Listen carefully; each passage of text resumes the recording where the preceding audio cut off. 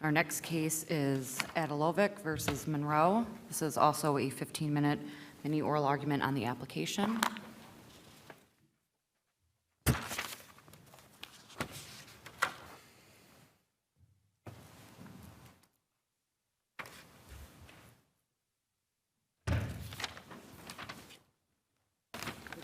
Both. You will have 2 minutes of a free fire zone, and if you wish to reserve time for rebuttal, we ask that you keep track of that time. You can begin when you're ready.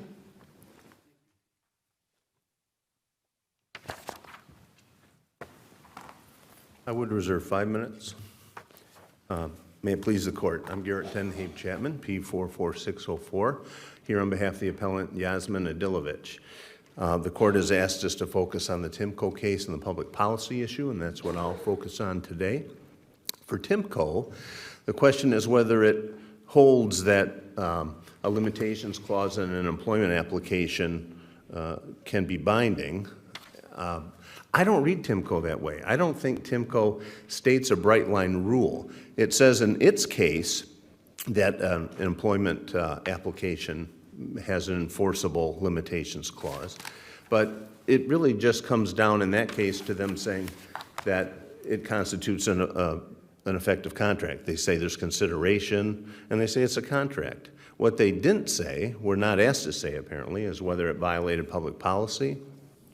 They also didn't say, as they explicitly note in footnote 3, that they're not going to examine whether the waiver was knowing, intelligent, and voluntary because the appellant only raised it later in the case. I think both public policy and that second issue could have been dispositive in a different way. So I don't think Timco is dispositive for our case today. For the public policy issue, this court has already enunciated recently a public policy in a different case, Soaring Pine, and I'm really just asking you to apply the same rationale. You wrote that the Court of Appeals failed to appreciate that the general rule of enforcing contracts as written must yield to the public policy reflected by the usury statutes, and that the public policy of protecting borrowers reflected in these statutes would be significantly undermined if usury savings clauses were enforceable in all circumstances. If we just apply the wording of our workers' compensation wrongful termination case that we have to that quote, I believe that you would hold that the clause in our case violates public policy. Now, we already have enunciated public policy for the Workers' Compensation Act and for the wrongful termination clause. And I quoted the Sventko Court of Appeals case, which in turn favorably quotes opinions from Justices Kavanaugh and Brennan in your Wetro case. So we already have two public policies that are at issue for our case. The first, in Kavanaugh's quote, says the legislative policy is to provide financial and medical benefits to the victims of work-connected injuries in an efficient, dignified, and certain form. And then Justice Brennan said that an employer discouraging the fulfillment of this legislative policy, the Kavanaugh policy, by use of the most powerful weapon at the disposal of the employer, termination of employment, is obviously against the public policy of our state.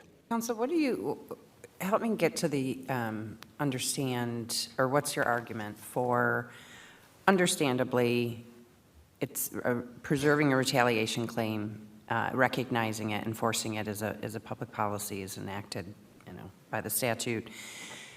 So you couldn't substantively, you couldn't waive that substantive right. But we're talking here about shortening a statute of limitations, which is a procedural issue. And so why is it public policy to recognize that, and it's the default, right? It's in a different statute. It's the RJA, which is generally considered a procedural statute. Why is the 3-year default statute of limitations to bring these claims public policy of the state?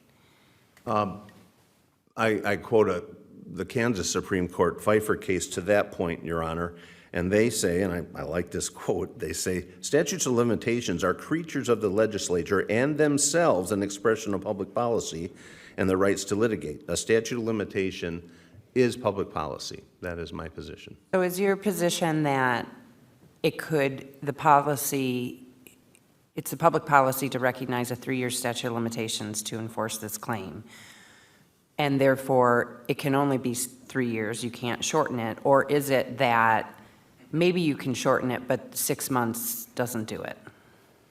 In this area, for this issue of the workers' compensation wrongful termination, I submit that it would be per se a violation of public policy to reduce it at all. At all? Now, in your Rory case, you know, there's a limitations clause for a insurance form agreement, and this court examined the public policy for that area and said that the public policy was that the legislature only empowered the Commissioner of Insurance to determine whether these forms were going to be acceptable. So in that case, you ruled that the public policy was not violated. So public policy might not always be violated when there's a shortened clause, but it does in this case.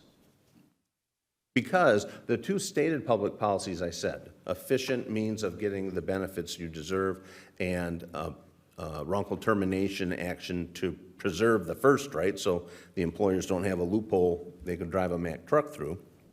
You need another public policy to say that in order to have a viable wrongful termination case, you need to protect the statute of limitations.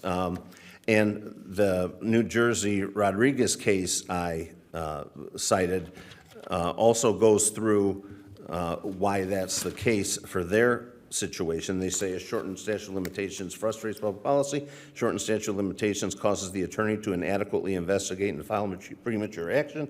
Shortened statute of limitations seriously affects employers' ability to protect itself. Shortened statute of limitations significantly limits the plaintiff's public policy right to wrongful termination. And in fact, that's what was at play in our case, because I represent Mr. Adilovic for his workers' comp case too. Workers' comp cases can take over 2 years. Almost always a settlement of workers' comp case involves a release of all claims. So it just made sense to pursue that first before knowing whether we were going to take the time and energy to file this action as well. So there are practical reasons why 3 years makes a difference. What about this argument that different employment contexts, an employee should know faster whether to take action? So there's sort of this notion, well, you know if you've been retaliated against, you should be able to file a lawsuit right away. Like, how do you address that? Your Honor, that might be true in some cases, but I don't think we can presuppose that. I mean, it may very well, I think just as realistically say that there's other cases where plaintiffs don't know if their rights have been violated, and they need time to have that percolate and realize that they have had a violation. They need time to consult with one or more attorneys to see if that's a violation. So what you posit might be true in some cases, but I don't think it protects the whole class of injured workers as a matter of public policy. So just based on, this is just anecdotal, I realize, your years of experience as an attorney, you know, when a client comes to you, they've been injured, how long does it take usually to file a lawsuit? Well, you know, it can vary depending on how much investigation has to be done, but I suppose not that long usually, within 1 or 4 months usually. But what I have had a number of times is a client come to me and say, you know, you're the third attorney I talked to in the past year, and the other ones told me I didn't have a case. So there does need to be time for the whole process to play out, I think. Right, so by the time it gets to you, several months have passed, and then maybe you do believe there's a case. More than 180 days, yeah. Great, thank you. If the court were not inclined to make a blanket adoption that limitations clauses in an employment application always violate public policy, my backup argument is that at least it has to be looked at on a case-by-case basis where a waiver, and this is Court of Appeals case law in our state, although they never adopted it. I don't see any adoption at any level of the actual factors that should be involved in the analysis, but the backup argument would be that a waiver of a known right, a constitutional or statutory right, has to be made knowingly, voluntarily, and intelligently. And I cited Sixth Circuit cases that set forth the enumerated factors if you're inclined to do that. But I think in this case, it's clear to me that for a limitations clause in the workers' comp setting, violates public policy because we already have enunciated public policies supporting this in the Workers' Comp Act, and it would violate those. Then if you add on statute of limitations as public policy, it certainly violates that.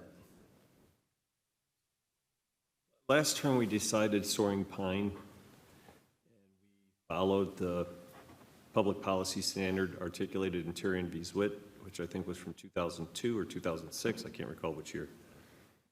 And we outlined, consistent with Terrian, a number of different things we look at to determine whether there's public policy. Is your argument consistent with Terrian and Soaring Pine, or are you asking us to modify that? I'm not asking you to modify it. I know you have, it's not a matter of, it might be mentioned in one case, that doesn't make public policy. It can't be the whims of a judge. But if you look at the history of the policy and see how well it's supported. For as long as I've been doing comp law, which is over 30 years, magistrates all the time say that the comp law was enacted to be a quick, swift measure of getting financial and medical benefits to the injured worker, and it's supposed to be applied in a liberal fashion. And that's why I think the first public policy I mentioned of that it has to be an efficient form that gets these benefits to them in a timely manner is well-established public policy. And then you need the second public policy of the wrongful termination claim has to be viable in order to make the first public policy meaningful. And I think the public policy behind enabling a wrongful termination case in workers' comp is found both in the case law, which predated the legislative adoption of it, and then the legislative adoption of it. I think it's supported fairly solidly. What do you do with the argument that perhaps in contrast to a claim under the Elliott-Larson's Act, while it was enacted in statute to prohibit retaliation in the workers' comp context, they didn't delineate what that cause of action looks like, and in fact it's only been judicially inferred that the cause of action exists, that it sounds in tort, that the 3-year statute of limitations, the catch-all is that. So it's more of a, as opposed to perhaps the Elliott-Larson claim, where it has been recognized in the Constitution and the statute and set up the Department of Civil Rights, all of those things. This was more of a creation of, it was put in the statute, but the cause of action itself was judicially inferred. Well, it would have been nicer to have it in the statute. I agree. I concede that it's not as strong if the limitations period had been clearly set forth. But I mean, if one fairly looks at a wrongful termination claim, I don't think it's that debatable to say it sounds in tort. And if there's no real debate about that, then it's likewise then settled that the statute of limitations would be 3 years. Yes, I wish they had been more specific. Okay.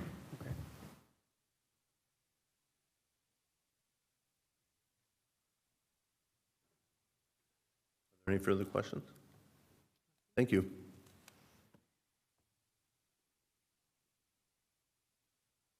Good morning. May it please the court, Jeffrey Garish on behalf of Monroe. I do want to spend a little bit of time on the application issue, but I want to start with the statute of limitations issue, and I'll get to that if I have time, because this is the more important issue. The answer, Justice Zara, to your question is absolutely he's asking the court to change the standard from Terrian and from Soaring Eagle. And I want to start by stressing this. I think it's very important. I know the court is familiar with this law, but I think it bears stressing. How is public policy created? It has to be clearly rooted in the law, explicit, well-defined. There must be definite indications in the law to justify the invalidation of a contract as contrary to public policy. That's from Soaring Pine. It cannot be the mere personal preferences of judges, because the judicial power is determined from objective legal sources what the public policy is, not what it should be. And that has to be the case. That has to be, otherwise it would be impossible to ascertain with any certainty what public policy is. public policy would be unascertainable and unknowable if it could just be created by what a judge or justice thinks makes sense. And it's hard to imagine a more precarious system than one in which parties' contractual rights are subject to whether justices think they're fair or they make sense. They have not pointed to a single public policy, not one, either in their brief or today, that prohibits parties from contracting to shorten limitations periods. There's nothing in the Constitution. To the credit of the plaintiff's counsel in the last case, at least he tried to point to something in the Constitution. There's nothing. They don't identify anything because there isn't anything. They don't identify any public policy rooted in any statute, not anywhere in the Michigan compiled laws. Isn't that, and sorry, I jumped like 2 seconds into your free fire. I just couldn't wait.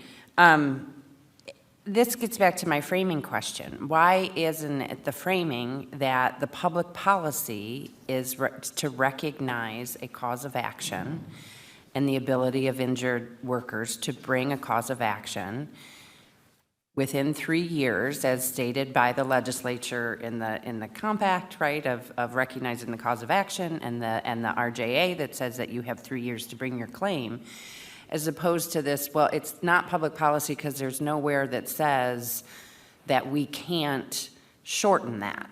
It's sort of like we're saying yes, and you're saying, well, the policy is that they didn't say no.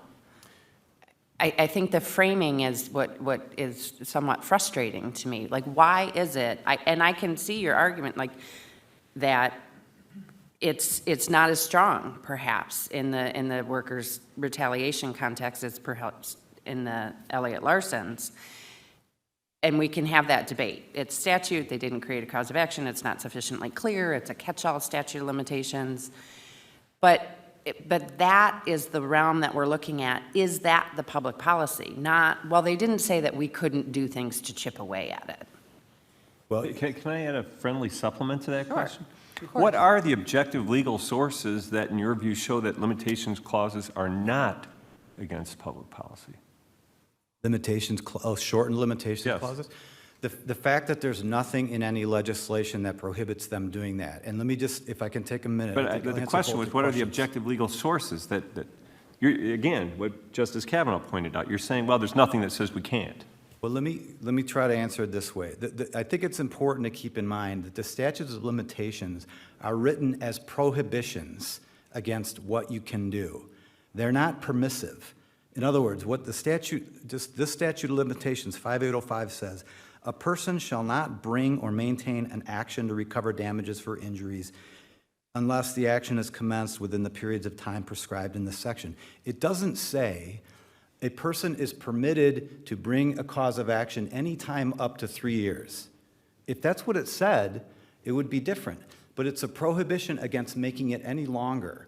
So I would say parties cannot contractually agree to expand a statute of limitations because that would be contrary to what the legislature said. The legislature said you have 3 years and that's all. That's the most you can possibly have. But it doesn't give any plaintiff a right to file an action up until the expiration of 3 years. It doesn't address it at all. And hopefully this answers your question, Justice Zara.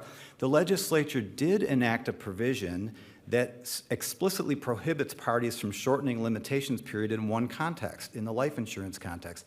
MCL 500.4046 says, no policy of life insurance, et cetera, shall be issued or delivered in the state if it contains any of the following provisions. A provision limiting the time within which any action at law or in equity may be commenced to less than 6 years after the cause of action shall accrue. So the legislature knows how to do this, number one. And number two, that implies they didn't intend to do this in the general limitations periods that apply. But we don't generally consider or discern legislative intent by what the legislature chose not to do. There's all sorts of things that they haven't done. That doesn't mean that it's their intent not to do them, right? But if you say that the mere existence of statute of limitations means that's a legislative prohibition against contractually shortened limit, that means in no tort in any cause of action can there be a shortened limitations period. That would be very dangerous. And let me also submit, if you look at the common law, This echoes what the absence of any legislative policy, going back to Camelot excavating in 1981, which was unanimous. This court said, "We have no general policy or statutory enactment in this state which would prohibit private parties from contracting for shorter limitations periods than those provided by general statutes." In unanimous opinion, Camelot excavating in 1981. 1995, Rory reiterated that, requoted that, 24 years later said the same thing. So here's the point. If this court were to find that a public policy exists against shortened contractual limitations periods, I would submit, number one, you have to either overrule Camelot excavating, which said there wasn't a public policy, or you have to say that while that was true then, ever since 1981, a policy has arisen. Is your analysis, though, I feel like you're focusing solely on the RJA and what it says and how it doesn't confer rights, it restricts it and all that. But part of this analysis includes the statute that which is also part of public policy, that recognizes that we don't want, that it's against the policy of the state to discriminate against injured workers for exercising their right to benefits. Right? I mean, so it's not just, we're not just looking at a statute of limitations in general. And so your comment or concern that if we did that here, then every statute of limitations, nobody could ever shorten it in any kind of context and that. But we're doing, if we were to do that, it would be not only because of where the statute of limitations is in the RJA, but we're looking at whether it be the comp retaliation or the Elliott Larson's. So it's not like it's a little bit the sky is falling isn't. Well, but the cause of action at issue here is not a statutory cause of action. It's created by case laws. I know you picked up on that point that I briefed it. So where do you draw the line? It's a common law cause of action. And if you're saying that because there's a statutory basis for the right, any common law cause of action that has a statutory basis, there's no basis for shortening the limitations period.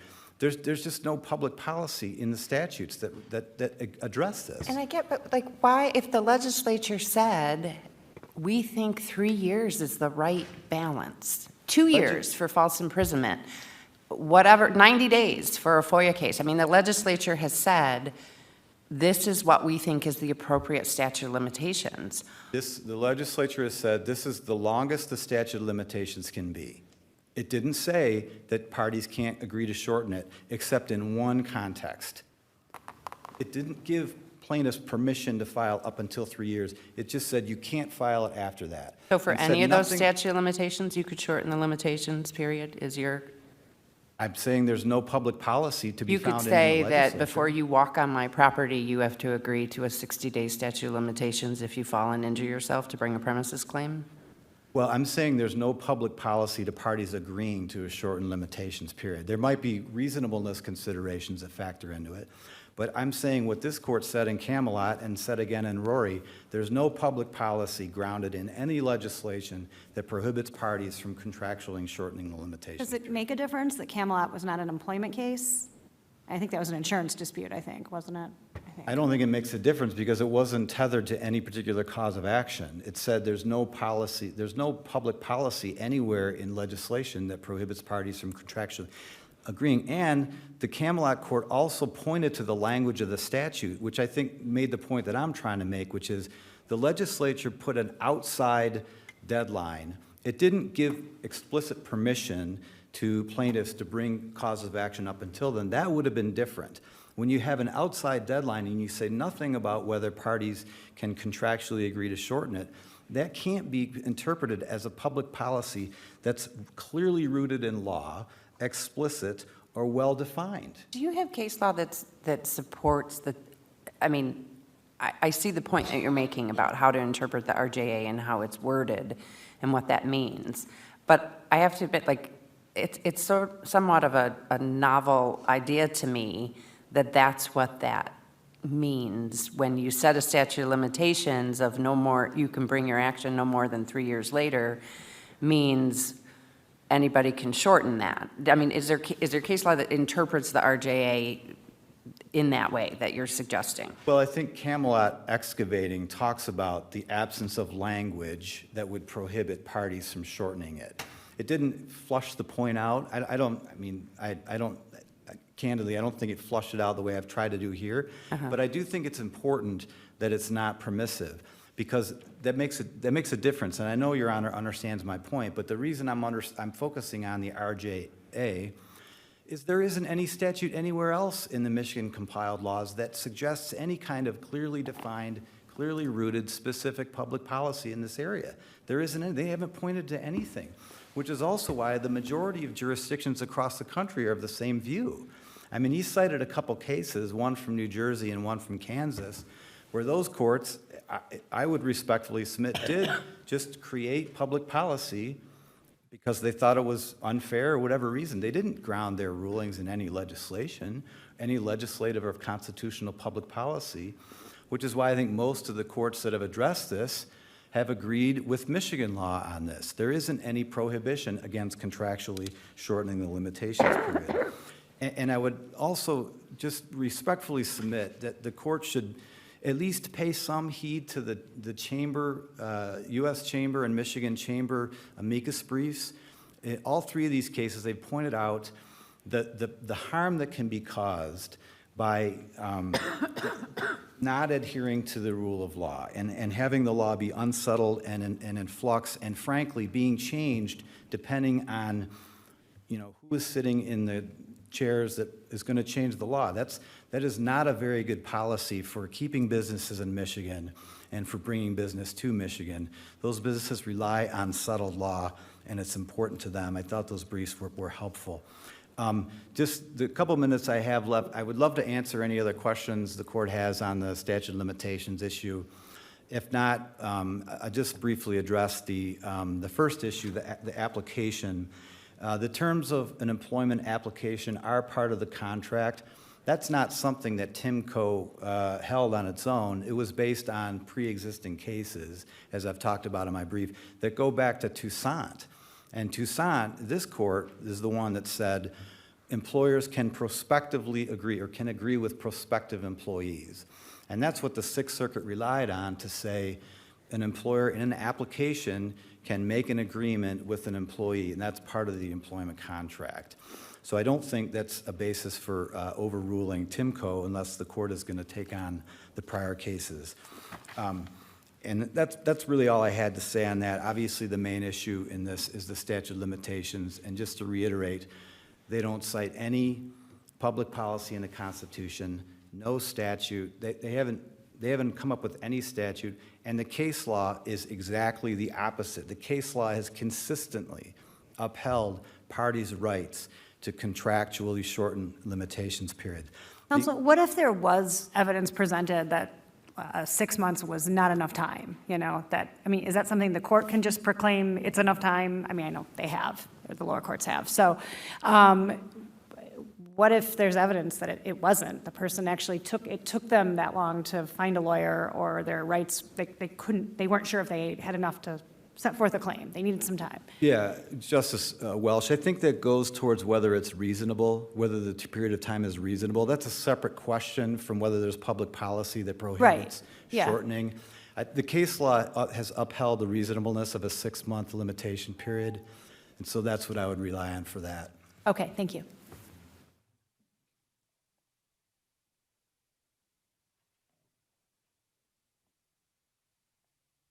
That last point, Your Honors,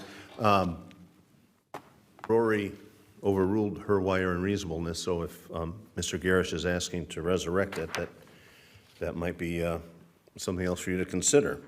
I may have misheard him that he said our cause of action is not statutory. It is now. It has been for a number of years. It wasn't at the time of Svenco, but right after that, the legislature enacted MCL 418, Section 301, now sub 13. He says we haven't pointed to any public policy. I pointed to Svenco and the quotes from this court's Wetro decision, which clearly find and state public policy that's relevant. The quote from Camelot and Rory is misconstrued. That quote is that Michigan has no general policy or statutory enactment which would prohibit private parties from contracting for shorter limitations periods than those specified by general statutes. Well, that's obviously true.